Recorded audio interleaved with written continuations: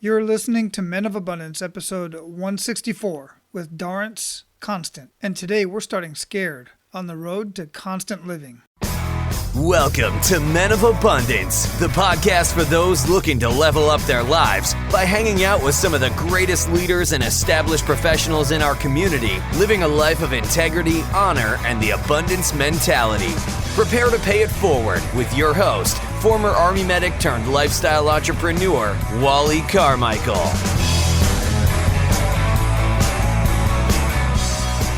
What's up, Men of Abundance? I am Wally Carmichael, your host of the Men of Abundance podcast, the Pay It Forward community. And today we are paying it forward in a huge way with our featured guest, Dawrance Constant. Wait until you hear this story. Unbelievable. This conversation right here is everything that embodies living a life of abundance and having an abundant mindset from start to finish. I seriously admire everything that Dawrance has done in his own life for himself and for his family. And then he takes it even further and starts paying it forward, living the life of abundance that I always describe and doing so much for so many other people. It just fires me up so much, and I'm so looking forward to introducing you to Dawrance. But guys, again, before I introduce you to Dawrance, before I introduce you to our featured guest today and get into this amazing conversation, I want to be sure that you're not practicing a scarcity mindset by keeping all of this information to yourself. You know, I believe it's a lie that information is power. Information is only power when it's shared. And you're going to be abundant in your life today by paying it forward and sharing this episode and sharing Men of Abundance with everyone you come in contact with, or like I would say, at least the ones you like. They are going to come back and thank you for introducing you to Men of Abundance, or at least some way, somehow, it's going to come back to you. That's how it works. When you pay it forward, you get much back in return. So make sure you share Men of Abundance. You can do that in so many ways, and it all depends on where you're listening to this. So if you're listening on iTunes or on your podcast player, there's a share button. Just use the share button and share it in a text, share it in a Facebook message, share it on Facebook, on Twitter, whatever it is you want to do. If you're listening to this on Facebook, share the post. Or if you're listening to it on the website, copy the link and share the post. However you feel more comfortable sharing it, just make sure you share this information with other guys. And leave a rating and review on iTunes. It really boosts us up so other people can find us organically and find these amazing conversations here at Men of Abundance. And guys, don't forget, you can join our Men of Abundance community and get in on the conversation by going to menofabundance.com/members, or just click on the members tab at the top of any of the pages at menofabundance.com. I look forward to seeing you in the group and having these conversations with you. Now, let me introduce you to Dawrance Constant. Dawrance Constant is an entrepreneur with an awesome little family, beautiful family.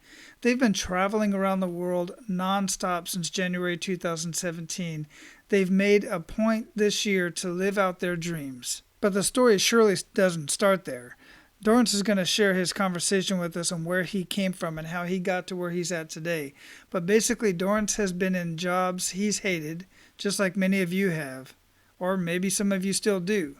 He has been depressed, he has been way over his head in debt, and he has felt stuck in a bad situation. Dawrance knows how it feels to be down on your luck. But he got through it, and he freed himself to a point to where he wants to help others. Why? He loves seeing people who are not where they want to be transition to be who they are excited to be. Men of Abundance, it is my honor to introduce you to Dawrance Constant. Dawrance, welcome to Men of Abundance, man. How you doing? I'm doing well, thank you. How about yourself? I'm doing pretty good. Yeah, I've got a pretty busy morning, but I'm excited to be talking to you and a couple other amazing folks here following up after you. All right, fantastic. Looking forward to it. Cool. So where are you at in the world? Right now, I'm actually in Medellín, Colombia. Nice. I have, let's see, I went to Colombia many, many years ago, but I didn't get off the tarmac. We were on our way to Bolivia, and we had to stop. This is a funny story, actually. It just dawned on me. I just thought about this, and I knew you were in Colombia, but we actually stopped there. I was in a C-130. I was in the Army, and we loaded a whole pallet We had to break it down because we didn't have room for the pallet. Of literally, no joke, Juan Valdez coffee, and we tucked each box into little nooks and crannies, and then took off onto Bolivia. I guess the pilots were making some purchases or something. I don't know. I was a young soldier at the time, so I didn't question it. Oh, really? Really? Okay. That's my remembrance of Colombia. Yeah, Juan Valdez coffee is a huge deal here. They've got shops all over the place. Yeah, that's pretty crazy. So before we get too much into the show here, Dawrance, what I really like to do is start out the show basically the same way I start every single morning, which is with an attitude of gratitude. What do you have to be grateful for today? Well, I feel like I've got so much to be grateful for, Wally, right now. But one of the main things right now I'm just really excited about and grateful for is to be doing what I love to do most, which is really share what I've learned with others, and hopefully make another person's journey in life that much easier, that much better, so they can learn a lot from my mistakes. I get a lot of joy from that. Hence why I agreed to be on this on your podcast. Yeah, and that's exactly why I wanted you on the show, because that's exactly what I'm up to too. As a matter of fact, we have to give a shout out to the man who introduced you and I, which is Michael Conley. Oh, Michael Conley, he's an amazing guy who's doing some amazing things. So I definitely appreciate that connection, because now I even started listening to your podcast, and you've got some great episodes on there. Really love it, what you're doing there. Oh, wow. I really appreciate that. Yeah, him and I had a conversation, and we had been on each other's calendar for quite some time, and then finally got a chance to talk about a week or so ago. And he said, as soon as we got done with the show, he said, I got somebody you absolutely have to talk to, whether you get him on your show or not. And I know you've got an amazing podcast coming up here pretty soon, too, and we're going to get into that in just a minute. But before we got started here, I talked a little bit about what you've done professionally and what you're doing. But we really like to get a little bit more personal. We like to get to know the man behind the abundance. So if you would, get a little bit more personal with us, share with us a little bit more about who you are, what got you down to Colombia, and a few things like that. And we'd love to get a little bit personal here. Well, sure. I'm originally from Haiti. That's my heritage. I was raised in South Florida.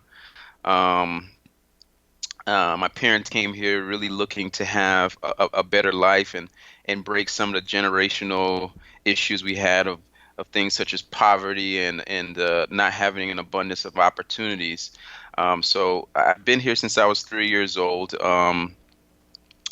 Went to college here in Florida, and upon graduating college, decided I was going to be a Wall Street titan, and I ended up working for a couple of investment banks. I did a stint at Goldman Sachs. I did a stint at Merrill Lynch, up in the Northeast, and even was a finance analyst for Johnson & Johnson. And one thing I learned while living in the Northeast is I was not going to be a Wall Street titan. I really didn't like the work. But over the years, the next few years, I've figured some things out. And I learned I really wanted to be an entrepreneur. And I did that. I've been doing that for the last several years. I've owned Cricket Wireless stores, and in the last year or so, I've sold my stores, and decided to take my family around the world for about a year or so. And we've been traveling through Asia, Europe, and now we're here in Colombia, and have decided now to stay. But there's definitely been a lot of ups and downs in between that. But I just wanted to give you guys like a high level what's been going on with me. Yeah, absolutely. And we're definitely going to get into those downs and the kick in the gut moment. I know you must have a few with everything that you've done, everywhere you've been so far in life. What is it about Colombia that has made you want to stay there with your family? Wow, Medellín. I'm actually specifically in Medellín, Colombia now, and I had no idea much about this place instead of a few blogs I read, and I actually had a friend that came down here, and decided to stay himself. And what I've learned and why we're here is this is a place where the weather is incredible. You're talking about year-round weather between 75 to maybe 80 degrees every day.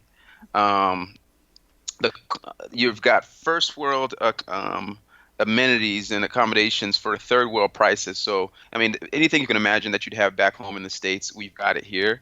But for 75% less most of the time. Wow. uh, yeah, it's incredible.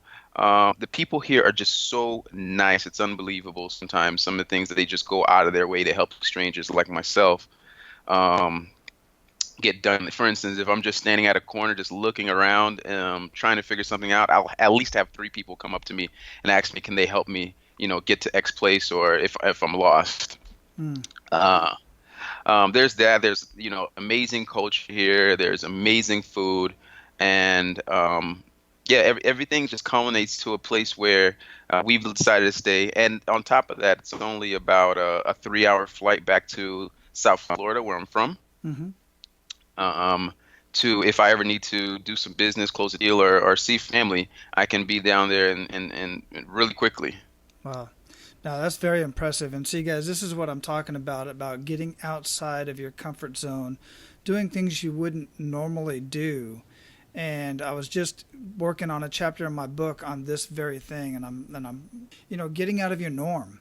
Even myself, I'm thinking about what you're saying here, and in my mind, I'm thinking the only thing that I know of Colombia really is, one, the coffee, as I just talked about, and two, the stuff that I see on TV in all the movies and all the drug lords and all the killings and all this kind of stuff going on down there. And it's so far from the truth. And I found this throughout my travels throughout the world that, yeah, there are some heinous people all over the world, but we try to have Hollywood and the media and so many other things, just stories that we hear as we're growing up in life, that about certain places, and we're fearful of it and we stay away from it, when, as it turns out, it's an amazing place to be. Yeah, I couldn't agree with you more, Wally. I'll tell you this much to just add to that point. My whole perception of Medellín, Colombia, really came from just the show Narcos and Pablo Escobar, and that was the only image I had of this place. So even coming down here with my family, had it not been for a few friends who'd already been here, and told me a lot of what to expect, I wouldn't have ever gone here. It was never on my radar. Mm-hmm. And now having taken that leap and allowing myself to be potentially uncomfortable, and coming here and just being thrilled that I can have an opportunity to live in a place like this, and go beyond what the media has fed me, and take something and give it my own opinion.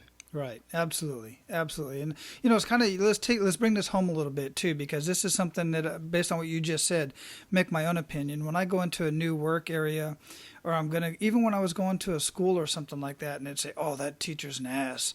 You're not going to like this dude. He's this, that, and the other. And I'm like, well, okay. Or that employee is this, that, and the other that I'm getting ready to inherit as a boss, as a supervisor. And I'll say, okay, I appreciate that. Thanks for the feedback. I'm going to go ahead and make my assessment on my own on either case. And generally, it's really the way they acted towards you, towards that individual that's sharing that information with me. Sometimes it's true, but many times it's not it's the other individual's perception and the way that they colluded with that individual, either as a supervisor or as a student or whatever the case may be. Absolutely. A person can only give you their own perspective or advice based on their level of consciousness, and that you just can only take that with a grain of salt. 100%. Absolutely. You just summed it up really great there. So how long did you live in Haiti before you moved to Florida? I lived in Haiti until I was 3 years old, so these are memories I don't have. Yeah, but I know you got a lot of stories and stuff like that. I asked that because I've recently been studying poverty, and the reasons for poverty and how to help poverty, how poverty doesn't need help, and I'm talking about some of these developing countries as a whole, even from the individual to developing countries. and I'm learning so many things. And Haiti consistently comes up in a lot of these case studies. And that, just one thing, for instance, that it really stuck in my mind was really an aha moment was like years ago, people used to eat rice in Haiti 2 to 3 times a week. And there were rice farmers, and they were doing pretty well, and they were doing okay. But then all of these other organizations, well-meaning organizations from all over, not just the United States, but other countries, would come in and just bring in loads and loads of rice. And then what the after effect of that was that nobody really noticed or thought was going to happen was you put the guys who had these rice farms out of business. Now people eat rice 2 to 3 times a day because it's free. And the same concept has happened with free shoes, free clothing, and so on and so forth. And it's taken I'm trying to learn a little bit more about this whole concept and poverty and, how to help people. And to me at this point, and I love what you're doing, and the reason why I'm bringing this up is because one of the most amazing ways to help people is to connect them with other people. And that's why cell phones are such a huge help in developing countries, is because it connects them with each other in commerce and in personal life as well. Yeah, absolutely, and it's a very interesting point that you bring up. And one of the reasons why I think a lot of us are doing these kind of shows is we're really wanting to not just give something to someone in the physical form, but actually give them the ability to think, to be able to develop whatever it is that they want in life. Because sometimes when we're just giving things to folks, we're sometimes doing them an injustice, right? Right. That can actually grow into negatives that we didn't even think of. Mm-hmm. Yeah, exactly. And one of the documentaries I was watching, one of the companies that I've personally praised for the last year since I first heard of them, and I still do, they're doing great things, is Tom's Shoes. Now, Tom's Shoes, for every shoe that you purchase that's purchased, another unit is given to a child in need.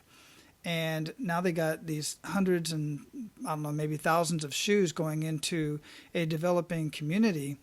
And the after effect of that is, yeah, great, you got these kids' shoes, but now they don't have to buy shoes. So the cobblers and the shoe stores that were in those areas now have to relocate to Europe or completely go out of business. And now what the founder, and I can't remember his name off the top of my head, but the founder of Tom Shoes, what I understand they're doing now, since they realized this, because they were talking to somebody specifically in Haiti, and he said, this is the effect of it.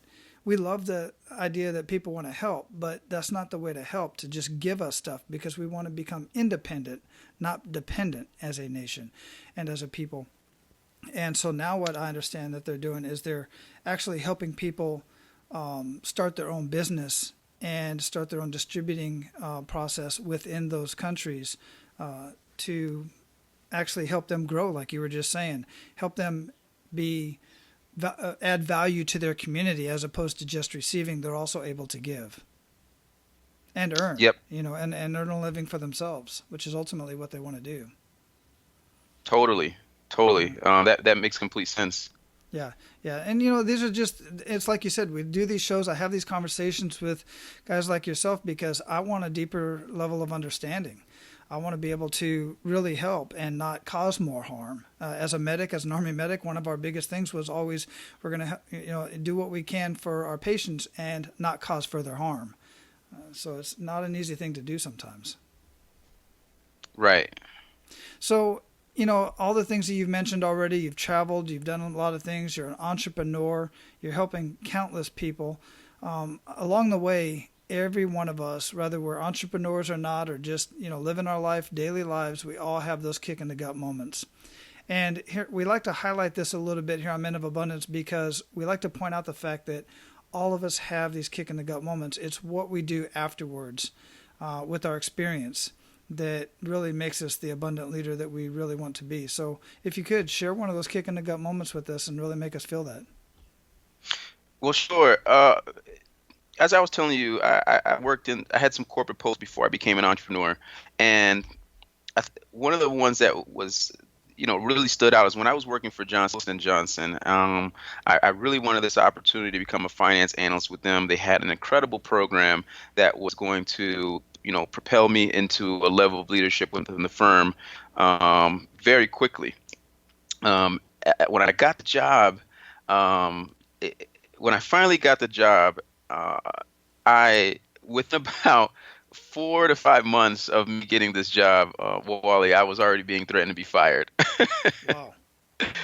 And now keep in mind, I'd gotten this job not too long after graduation. This was during the recession. This is during the time where people weren't getting jobs in my field of finance. In fact, folks were getting laid off, and even companies like Lehman Brothers were closing. Some of the giants.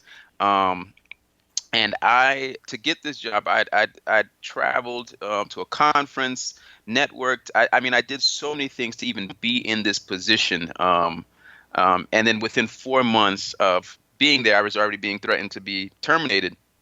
I can tell you it was a very devastating moment for me.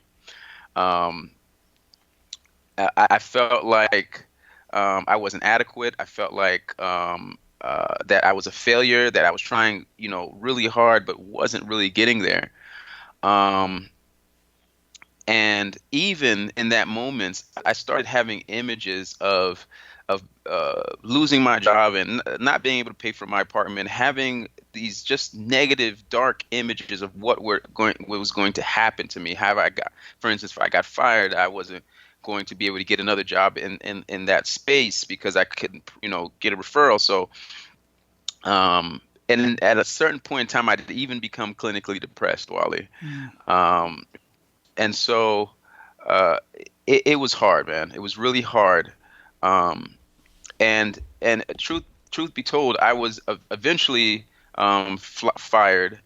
And what happened though in that moment was, and through that process, is a number of things. Okay, I started being honest with myself and really determining what I really wanted to do with my life. Okay, because I really was honest. I said, you know what, the real reason I wanted that opportunity, Wally, is because I was doing it for the money. Okay, Mm-hmm. I wanted to, earn a certain amount. I'd come from a certain background that wasn't as privileged, and I wanted to do it for the money. And one of the reasons I wasn't so great at it is because I didn't really have a passion in it. Okay.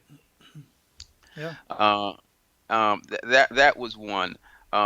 Two, frankly, I hated being in the Northeast because it was cold, it was dreary, the winters were horrible. I never even had a winter in the Northeast before.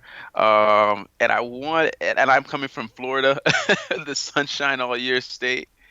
Um, so I had to take a moment and really be honest with myself. You get what I'm saying? Yeah. Uh, Absolutely. and in doing so, I started mapping out what I really wanted to do in life, what I wanted my life to look like in years later. Um, and I read a book, and I wish I could tell you that book, but it talked about take what we should probably do with our lives is taking our uh, our talents, matching them up with our passions, and matching them up with hard work that we're willing to put in to achieve a vision. And I mapped out those three things, and I made a decision that this world that I had been pursuing just for the money wasn't going to bring the value to my life that I was looking for. So I shot down to South Florida, um, and I took a role as a salesperson for JP Morgan Chase. Mm-hmm. And because it matched what I love to do, I still liked finance, investments. I was talented in sales, and I had a passion for persuading people, and I did that really well for about a year and a half, and was very successful at it. Um, and towards the end, the company decided that they weren't going to keep paying us the kind of pay they gave us previously. They actually dropped down our pay significantly, and it forced me to reassess some things. And that moment of that kick in the gut moment, as you call it, was me realizing that despite what I do, working when I work for folks, I can't control, or it's way more difficult for me to control um, what I'm going to get out of this situation. Okay. So once I realized that moment, I knew I had to make a change. Yeah, and so what was that change? It's my understanding that at that point, after talking with Michael, because he told me a little bit about your story, and I looked into it a little bit further as well. But then you started develop. You had some specific skills that it was Cricket. What is it? Cricket Mobile that contacted you or something like that, and then you started that franchise. How'd that all work out? Am I getting that completely wrong? So what actually happened was while I was still working at J.P. Morgan, because I was so frustrated that I'd put so much work into this place, and that I was in a space where they cut commissions. I'd gotten a new boss. That new boss wasn't, pushing me up for the promotion that I thought I deserved. Um, One day, man, I just decided that, hey, I'm just going to go to work, and because I was just so distraught, and I'm just going to figure out how other people are making money. Because I always knew I wanted to be an entrepreneur, but I wasn't sure when I was going to do it. But it was always something in me. So, I, on that day off that I took, I started going to different, stores and flea markets and businesses, just trying to gather up ideas, if you know what I mean. Mm-hmm. And one idea came to mind as I was just going to different places was cell phones, and how cell phones were such a big deal in the markets the international markets that I had been traveling to, and not just a big deal, but that the no contract space in other countries was thriving, whereas here in the States we were still on contracts, we're still giving folks our social security number for those things. So I said to myself, if America, being one of the largest economies, is not doing what the Western world is doing yet, eventually it'll be there. Mm-hmm. Uh, so I surveyed the market, and I reached out to a small company that was just penetrating the U.S. market for the no contract cell phone space. They were offering no contract cell phones for a third of the cost of the bigger players. And I reached out to them, and they actually gave me, believe it or not, they gave me a contract to sell their services without me having a store, without me having to put any capital up, except for about $20 to buy the SIM cards, and said, "Hey, go for it, man. You can just start selling our services." Wow. Yeah, that's pretty And impressive.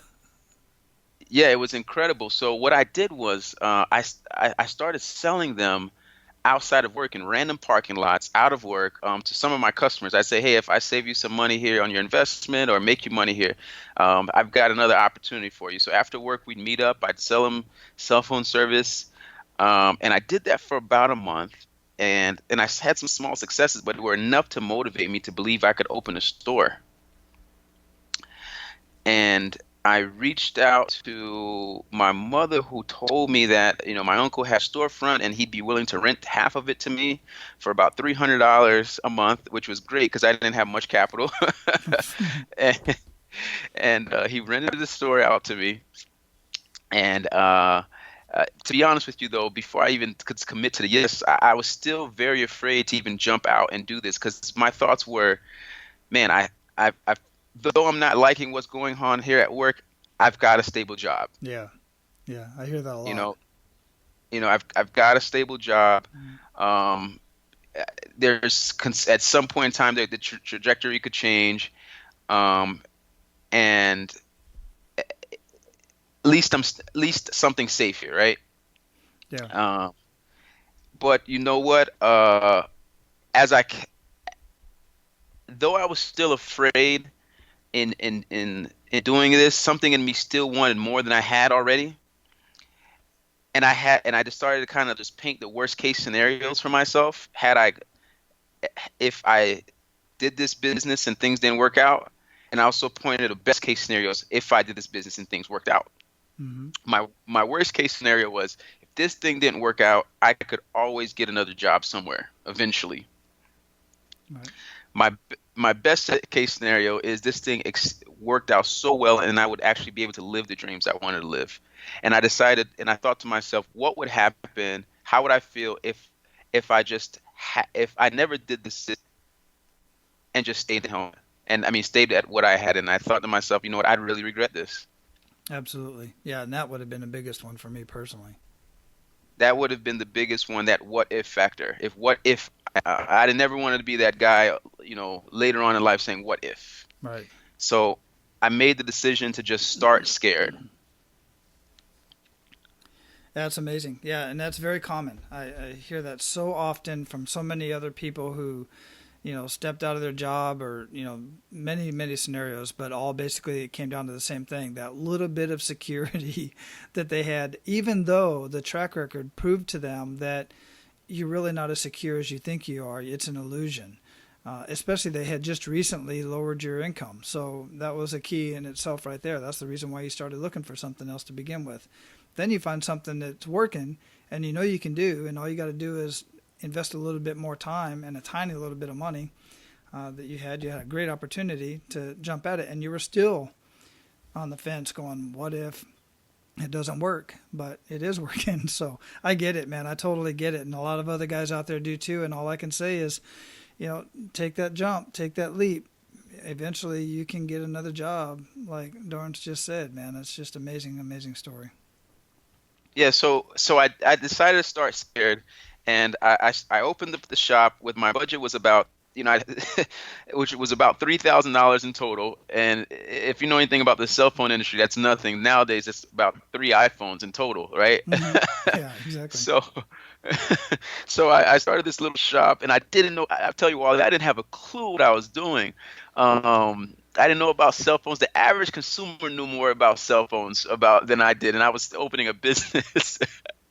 And so I dedicated myself to really learning the craft. And I'll tell you this much though, within about a few months, we started getting customers, and I was doing way better than I even thought I was going to do. We were actually making money. Imagine that. And it was such an amazing feeling to have people leave their homes and actually come to my store and bring me money. I couldn't believe it. And within the first year, I'm thinking to myself, because I was making more money than I ever thought I'd be making in that time, or had made before, even at any of my jobs, frankly. So I started thinking of expansion, and I was going to, open a few more stores, get on some investors, etc. And as I was doing that, AT&T reached out to me, let me know they were launching a new brand, and they wanted me to be one of their first partners in South Florida to launch that brand. And so they gave me an exclusive license, which is a total of 1 of 8 to open stores all across the nation. And I was floored. And they reached out to me and somehow heard of my little success and decided that I would be one of the folks to launch their new brand. That is really interesting. And you know what? It just dawned on me too. And this happens as I talk to so many people. I live out here in Hawaii, and I lived in an area called Iroquois Point. I was out on the beach, and I was getting some stuff. I needed this my wife was looking for a dog kennel type of thing. And the guy he put it up on the Facebook, buy, sell, trade stuff. And the guy that I was talking to that was selling it was relocating back to Arizona, which is my home state. And he had started several cricket, other types of businesses and a franchise, and he was doing very well. In fact, where he was at before he came here to Hawaii, they called him and said, hey, he put his name on a list, I guess, to open up stores in Hawaii. So they called him one day and said, hey, go ahead. If you're willing to open up in Hawaii, you got to be there in 2 weeks. And we're going to have 3 stores on the Big Island. And he just packed up and left and went and did that. Then now he recently sold those, and he's going to Arizona to open up a few more stores. So it's definitely a lucrative way to go even still today. But you were just put in the right positions. I call that divine intervention, man. I mean, you were put in the right places in the right time and made the right decisions. And you just made decisions. Let's put it that way. It could have been the wrong decision, but you made a decision. And, look at where you're at now. Yeah, I tell you this, and you're right about that, because even when that opportunity came about, I was still nervous because, I was making a decision as to whether I wanted to do it on my own or which I'd have complete freedom, or go under a franchise. But after weighing the options, I said to myself, this is a billion-dollar company that's going to be backing me. Do I want to compete with them, or do I want to join Yeah. them? So I decided to join, and it was a great decision at the time. I opened my first store with the funds that I had, and AT&T even worked out a deal where they called it market development funds, but they pushed about $30,000 into my first door, and that's how bad they wanted to develop the market. And so actually gave me money to start the stores. Right, and this is Wow. not a loan. Yeah.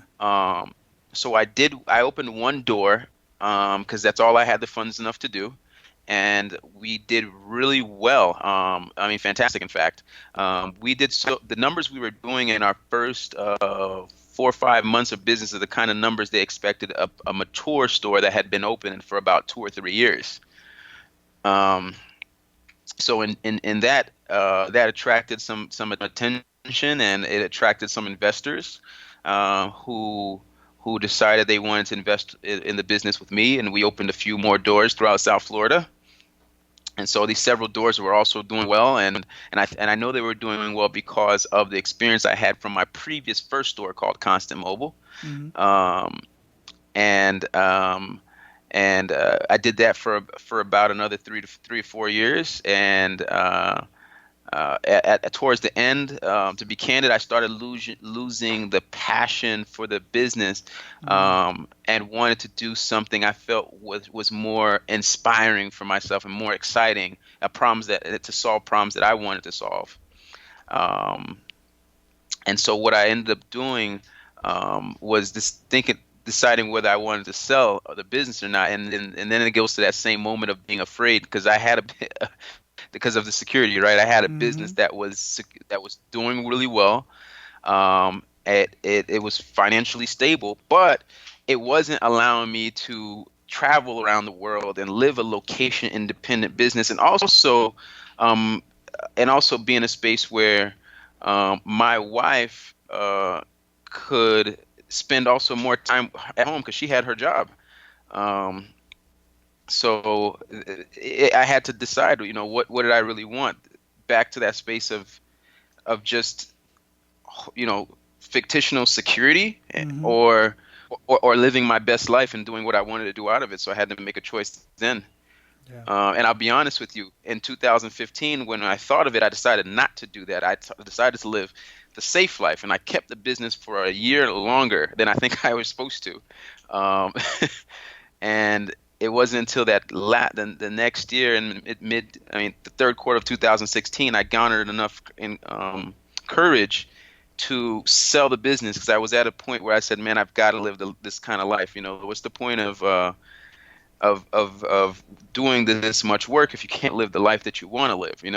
Exactly. Yeah, exactly. And a lot of people get to that point and realize they're not living the life they want to live, but they just live the rest of their life pissed off and die a miserable individual. And I'm painting it a little bit worse than what it really is, but the fact of the matter is they didn't live the way they wanted to, and they end up being that grumpy old man sitting on the front porch yelling at the kids to get off their lawn type of thing. That's just my little analogy that I think of, that I don't want to be that guy. You know what I'm saying? Absolutely. So how did the Constant Living Show? It's getting ready to launch here pretty soon. How did the Constant Living Show come about? And by the way, I mean, how do you end up with a name like Constant, and then you have the Constant Mobile and the Constant Living? That's just amazing. And my name's Wally Carmichael. I couldn't do that.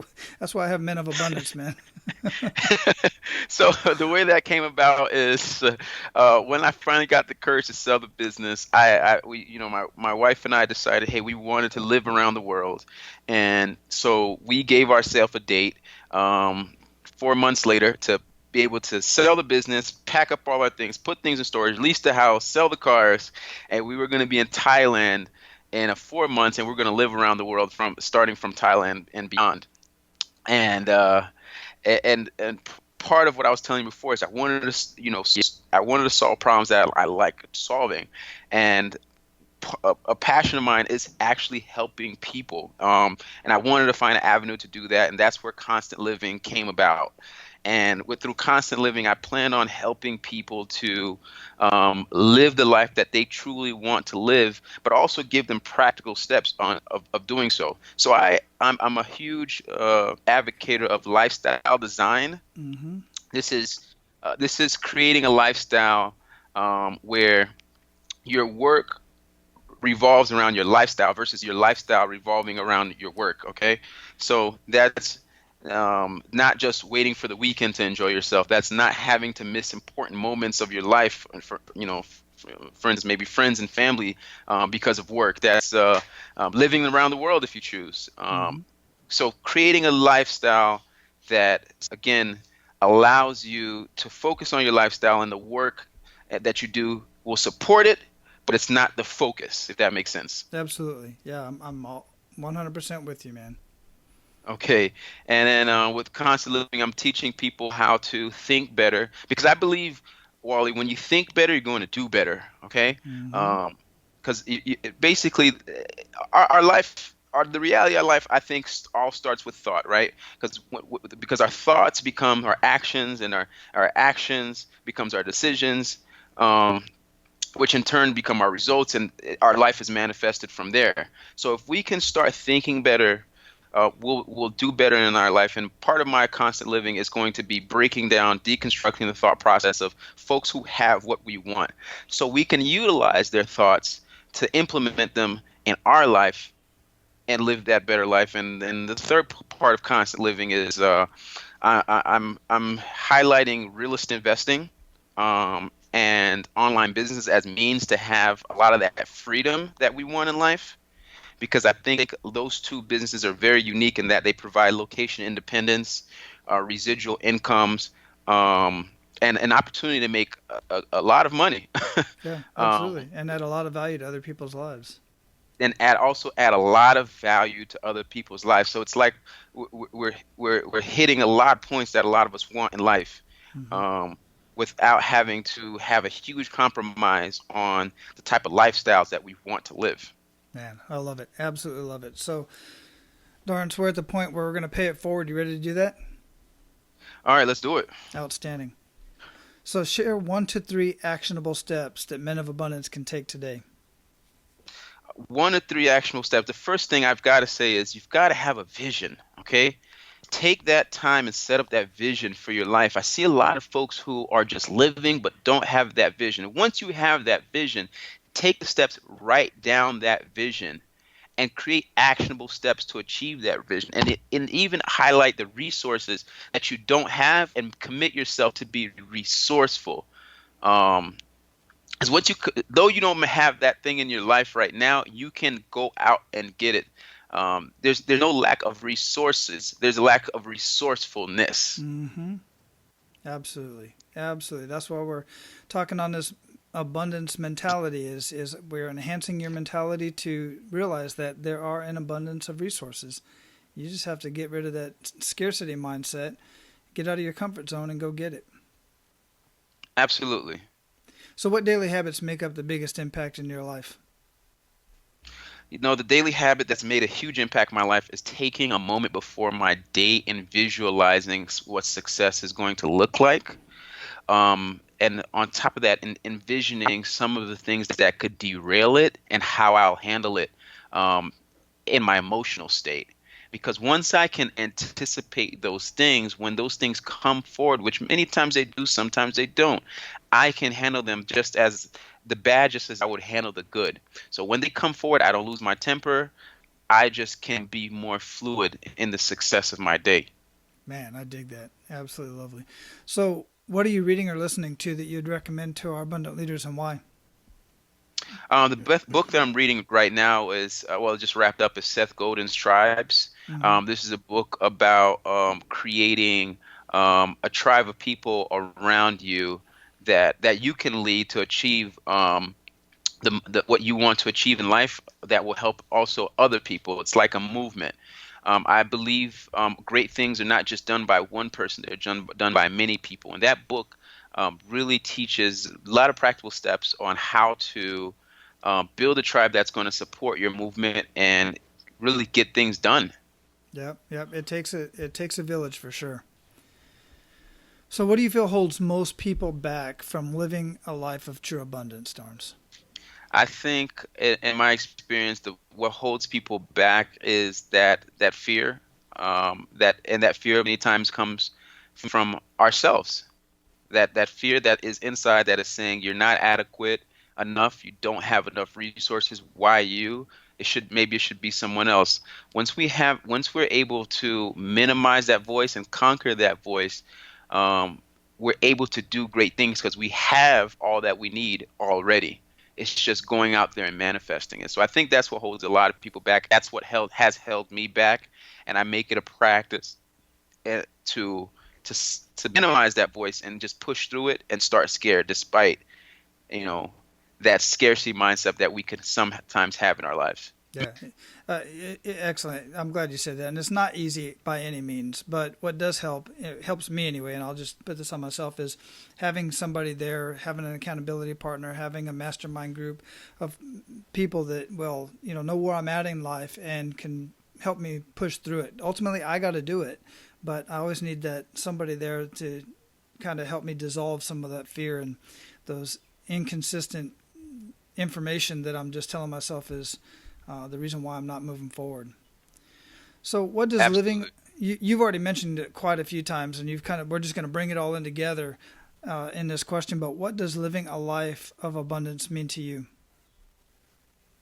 You know what? Living a life of abundance is looking at the world as a place of vast opportunity, vast template to just provide value, okay? Not as a place that's created to bring me down. So once I started changing my thought process in that sense, the world has really opened up to me, man. That perspective, because now I'm looking any type of situation I look at, I see myself succeeding in it, in some way, shape, or form. It doesn't have to be the way I thought of it from in the beginning, but I always succeed in some way, shape, or form, even when I fail, because I learn from those moments. Wonderful. Absolutely love that answer. Wonderful, 100%. So we're going to close this up, Dawrance. Amazing conversation, just like I knew it would be, man. I appreciate all your information and wisdom and your stories that you shared with us. What did we not talk about that you'd like to ensure our Men of Abundance gets out of our conversation? Sure. I would love for folks to follow my podcast. It's not launched yet. It's launching on November 20th of this year. You can follow me at www.constantliving.com or Facebook at Constant Living.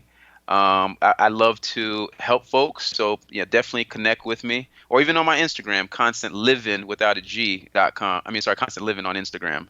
Excellent. We'll have all of that linked up in the show notes at menofabundance.com. Again, I really appreciate your time, man, and I look forward to talking with you much more because you and I have so much in common. We think so much alike, and I look forward to hearing your show.